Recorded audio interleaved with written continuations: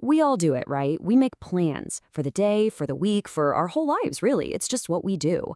But what if the one thing all those plans depend on, the idea that there will be a tomorrow, is actually the most fragile thing in the world? Let's explore that.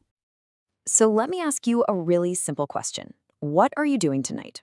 Seriously, just take a second and think about it. Maybe it's dinner, maybe you're finishing up some work, or maybe you're just going to crash on the couch. Got it? Okay, hold that thought. It's going to be pretty important.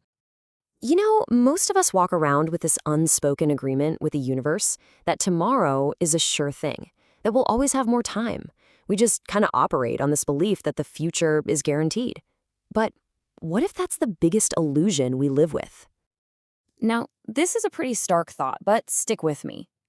Every single person who isn't here today, well, they had something they were going to do this morning. Grab a coffee, send an email, make a phone call. They all had plans for a morning that just never came. And that brings it even closer, doesn't it? That plan you just thought of for tonight? Well, people who passed away just this morning had similar plans. It's this powerful, sobering idea that really puts our own assumptions in their place.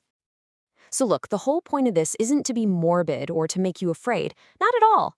It's about waking up. It's a reminder to appreciate this moment, right now, this breath, because honestly, it's the only thing we can ever be sure of. And when you really get it, you realize this isn't just about life and death. It's about time itself. Our entire existence isn't some long, drawn-out movie. No, it's more like it's balanced on the razor's edge of a single moment.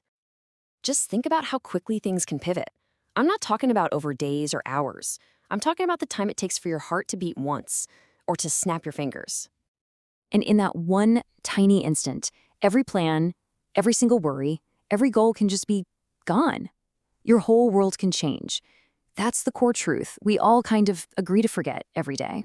So, if our plans are that fragile and the future's not a guarantee, how are we supposed to live? And this is where the whole thing shifts. This isn't a message about giving up.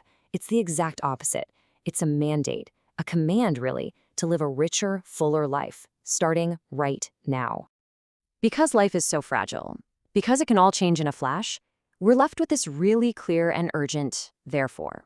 A conclusion that isn't about planning for tomorrow, but about acting today. And what this all leads to is actually pretty simple. It's a framework for how to live. First, forgive often. Just let go of the heavy stuff you're carrying. Second, be kind. Small acts can have huge ripples. And finally, just live a good life, whatever that means to you. Live with integrity and purpose. But why these things? Why is there such an urgency to forgive and be kind and live well? Well, the reason is as simple as it is profound. And that's really it. The chance to say sorry, to say thank you, to tell someone you love them, to do the right thing, it's not an infinite resource. Any one of those chances could be the last one. And that's not a threat. It's an invitation to make every single one count. And that brings us right back to where we started, to the here and now.